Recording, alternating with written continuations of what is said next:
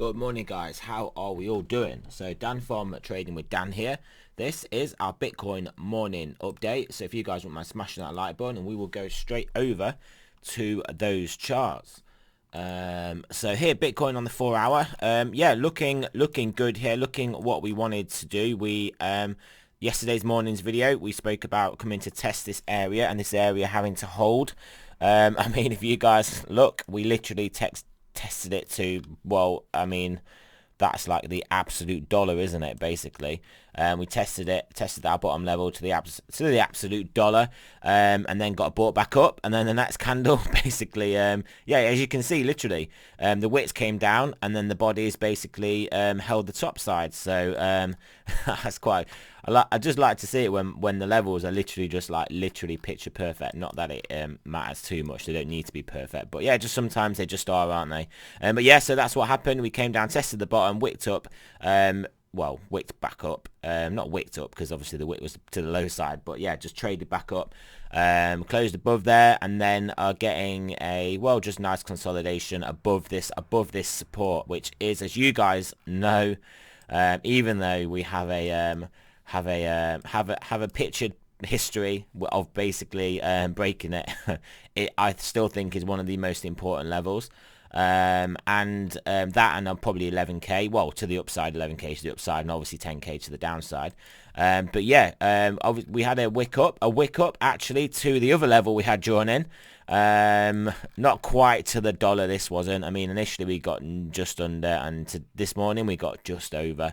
But yeah, I mean, that is a pretty bearish looking candle, and now we're now trading below it. So again, it's that same sideways thing that I'd usually look for over weekends. Maybe we're going to come down and test this area again. Maybe not as deep this time. Maybe we break it. Hey, who knows? But I don't expect that over a weekend. But as you can see, I think we are quite possibly trading in this larger pennant here. Yeah, I mean, if we stay here, stay at this level or higher, basically hold 10.6 and then break up to the upside, things could be looking good. Obviously, similarly, if we lose this level and break to the downside, then obviously things won't be looking so good. But hey, we have stock markets on our side now, although incidentally we've got the stock markets and the dollar both rising, but you can still see on this daily, you can still see the stock market is still not doing anything spectacular. It's got to break this trend line, and as you can see, the daily, the 50 and the 21 are still well above price action. I mean, there's plenty of scope for stock markets just to play in the zone between the daily 200 and these two moving averages.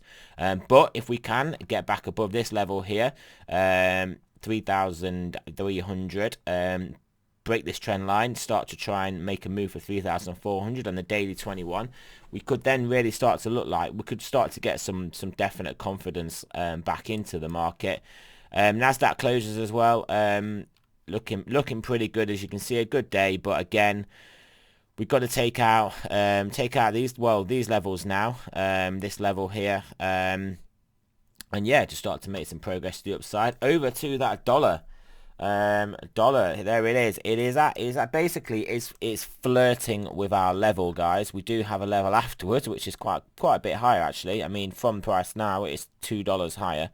And that would be a perfectly okay level to bounce off, to bounce down from. But obviously if we break it and start trading above it, things are going to look, well, they're going to look pretty dicey. That's like my new word, isn't it? Dicey. But yeah, there's no reason why we can't reject here, trade sideways and then come down. There's no reason we can't do that.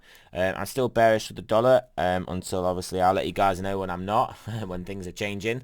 In the predictive models that I have access to, but at the moment, yeah, still looking bearish for the dollar, and yeah, I mean, gold and silver are the guys that are getting hit the most at the moment from this. I mean, it clearly isn't the stock markets and it clearly isn't Bitcoin at the moment, so we will try and find those real quick. Yeah, you can see, I mean, we had that relatively bullish looking candle, haven't traded at all above it, let alone closed above it, but we're going to put in some sideways down here and then turn up. I mean, if stock markets are going up and things are looking rosier, then that can only be because of more stimulus. So you would expect this to go back up. So yeah, I mean, I'm expecting now at some point, even if it's only a hot midpoint retest, so around this level for silver, so around just over 19, or for silver, well, actually about 25 silver.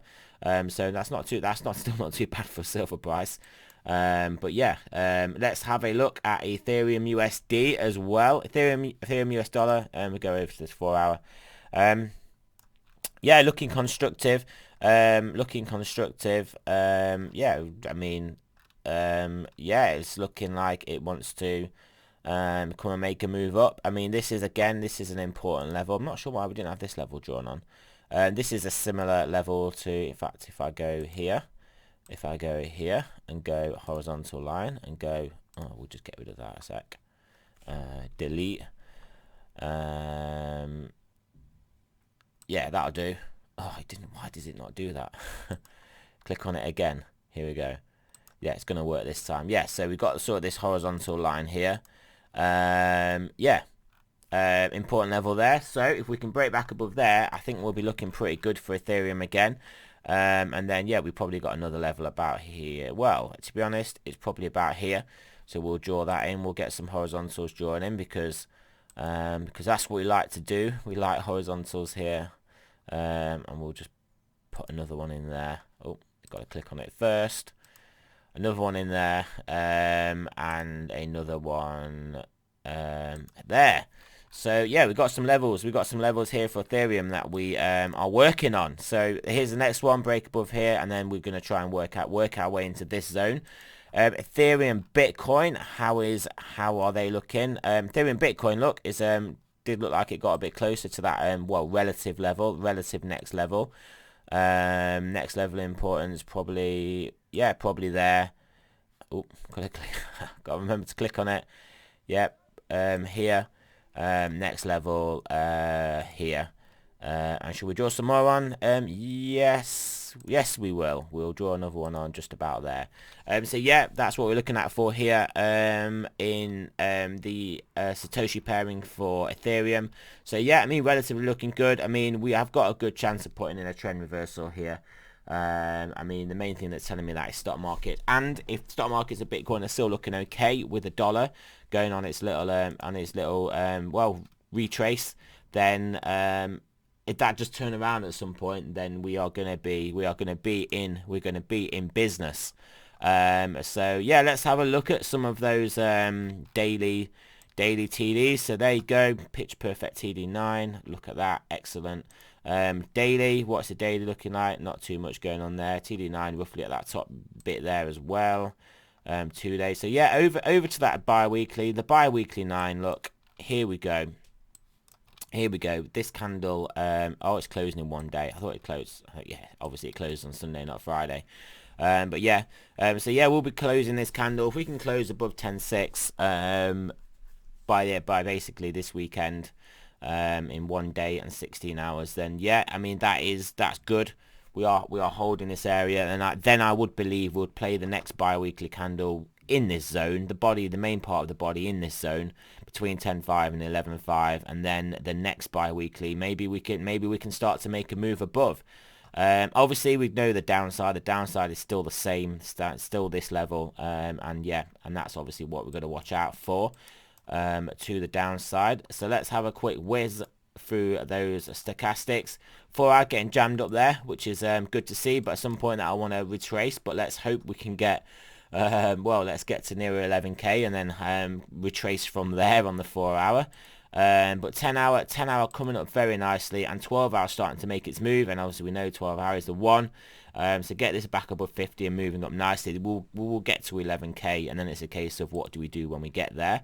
Daily looking like it's maybe losing a bit of its curve. 2 day still pointing up, but losing a bit of its curve. 3 days still pointing up. Is 5 day making a move yet? Yeah, starting to lose its downward momentum. And then weekly it looks like it's increased its downward momentum, if anything. Bi-weekly jammed up there, and monthly looking great. So yeah, I mean, weekend, you know my thoughts usually on the weekend is just to go for price range in action, and this looks like as good a range as any. as good a range as any. So yeah, that is what I'm thinking, guys. So yeah, remember, this is not financial advice. I am not a financial advisor. Always do your own research, and I will speak to you guys later on today.